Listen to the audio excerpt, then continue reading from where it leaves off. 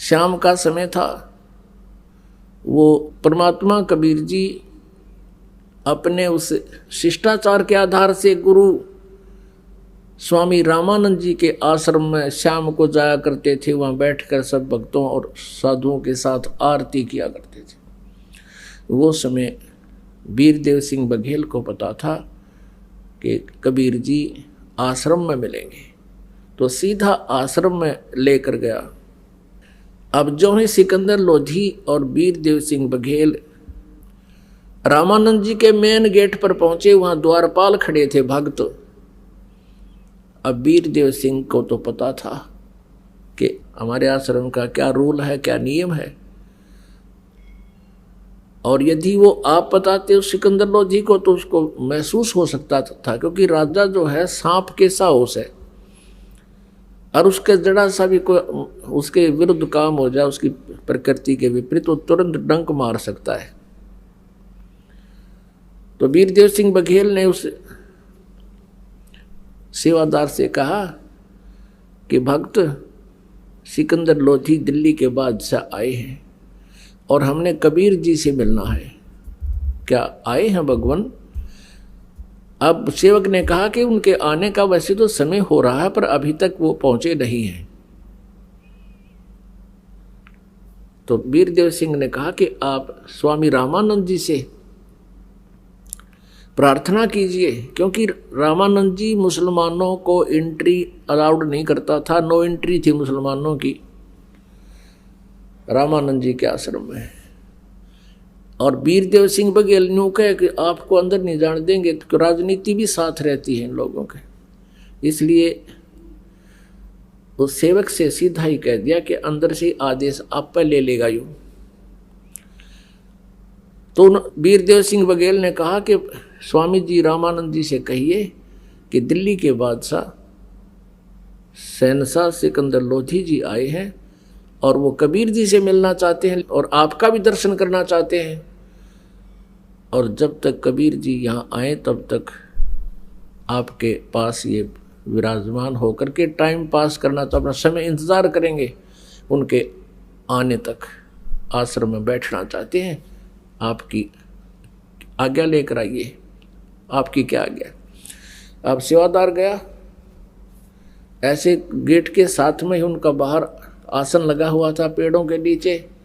रामानंद जी का जो गेट से 50 फुट की दूरी पर मुश्किल से होगा, लेकिन था साइड में, सामने दिखाई नहीं दे रहा था। तो जैसा ही सेवक ने जाकर कहा कि हे स्वामी जी, ऐसे ऐसे दिल्ली के बादशाह सिकंदर लोधी आए हैं और आपके दर्शन करना चाहते हैं और कबीर जी से मिलना चाहते हैं, जब तक कबीर जी आओ तब तक आपके यहाँ आश्रम में आपके पास बैठना चाहते हैं, आपकी जो आज्ञा हो। अब रामानंद जी ने कहा कि मैं इन मलेच्छों को, काफिरों को, मुसलमानों को अपने आश्रम में अलाउड नहीं करता, कह दो सिकंदर को बाहर इंतजार कर लेगा। अब ये बात सिकंदर ने भी सुन ली, क्योंकि साथ में बैठा था रामानंद जी। उधर से आकर के उस सेवक ने बता दिया कि स्वामी जी ने मना कर दिया कि हम मुसलमानों को अपने आश्रम में प्रवेश नहीं करने देते, ये मांस खाते हैं। अब सिकंदर लोधी तो वो भी शब्द सुन रखे थे कि इन काफिरों को मैं अलाउड नहीं करता। अब राजा वो क्रिमिनल कीड़ा फिर उठ गया, उसके काट ली तलवार। उसने सोची कि एक दिल्ली के बादशाह को और ये 2 कौड़ी का एक ऋषि ऐसे पेश आ रहा है, तो अन्य के साथ इसका क्या व्यवहार होगा। निकाल कर तलवार पहुंच गया अंदर, फिर किसकी परमिशन की जरूरत थी। और जाते ही रामानंद जी के कि तुम हमें काफिर कहता है, ले तुझे मजा चखा, तो उसकी गर्दन काट दी तलवार से, 2 टुकड़े हो गए। अब ये मन गलती तो करवा दे है, एक बार आत्मा फिर रो है, देख इस नीच ने फिर के कर दिया कर्म। आत्मा रोती है, मन को बहुत धिक्कारती है। अब फिर उसका तुरंत याद आ गई। सिकंदर लोधी कहने लगा, वीर सिंह मैं बहुत नीच आदमी हूँ, देख मेरे किसे खोटे कर्म लग रहे हैं। आया था अपना दुख निवारण करवाने के लिए और देख गुस्से में आकर मैंने महात्मा की हत्या कर दी। अब कबीर जी भी मुझे राहत नहीं देंगे क्योंकि मैंने उनके गुरु को मार दिया। अब चल वीर सिंह, चलते हैं वापस। अब कहते हैं परमात्मा सौछल सिद्धर मैं करूं। अब फिर वो न्यों भी डर गया कि कबीर जी बहुत पहुंचे हुए महापुरुष हैं और उन्होंने यदि तुझे श्राप दे दिया तेरी और बिरान माटी होएगी। अब जो ही वो आश्रम से दोनों राजा बाहर आए, सामने से कबीर परमेश्वर आश्रम में आ रहे हैं। अब वीर सिंह जी ने देखा आगे भगवान, तो अब वो शिष्य था उनका, दंडवत प्रणाम किया और कहा राजा से कि ये आगे भगवान, ये आगे हैं कबीर जी। अब सिकंदर लोधी की तो घीघी बन रही थी, अगियो आगे आगे तय मर गया तू तय। अब एकदम डरते ने उसने भी दंडवत प्रणाम किया। और पुण्यात्मा परमात्मा से लाभ उसी समय मिलता है जब हम अति अधीन हो जाते हैं। तो परमेश्वर ने उस सिकंदर लोधी को राहत देने के लिए ये भी एक लीला करनी पड़ी और रामानंद जी भी सेट करने थे, उसमें भी कमजोरी रह रही थी। एक तीर से दो शिकार किए दाता ने। सिकंदर लोधी यदि भी नम्र नहीं होता, जैसे कबीर जी आते और वो सीधी बात करो खड़ा खड़ा, मैं बहुत दुखी हूँ, मुझे राहत दे दो, मेरा इलाज करो। जैसे आम वैद्यों को बुलाता था, वैद्य नीचे बैठते थे, वो सिंहासन पर बैठता था।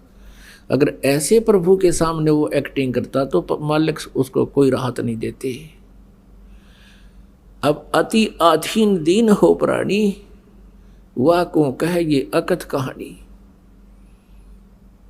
अब दोनों दंडवत किए हुए सामने, काशी नरेश और पूरे भारत का राजा, परमात्मा ने झुक के दोनों के सिर पे हाथ रखा, मुकुट समेत दंडोत प्रणाम कर रहे हैं और परमात्मा ने उनके दोनों के सिर पे हाथ रखा आशीर्वाद वाला और कहा इस गरीब के पास ये दो नरेश आज कैसे आगमन हुआ। अब सिकंदर लोधी खड़ा होकर आंखों में पानी भर के ये कहने लगा कि हे प्रभु, जिस उद्देश्य से हम आए थे आपके दर्शनार्थ, वो तो आपके सप्रस मात्र से मेरा दुख दूर हो गया। परमेश्वर ने यूं ही कहा था हाथ रख के कि ये दिल्ली के बादशाह और काशी नरेश आज कैसे आगमन हो गया दास के पास। तो ऐसे हाथ रखते उसका रोग ऐसे छू मंत्र हो गया जैसे कदे बीमार नहीं था। एकदम राहत पूरे शरीर में, बिल्कुल खुशी की लहर दौड़ गई और सिकंदर लोधी ने समझ लिया ये तो अल्लाह आए हैं।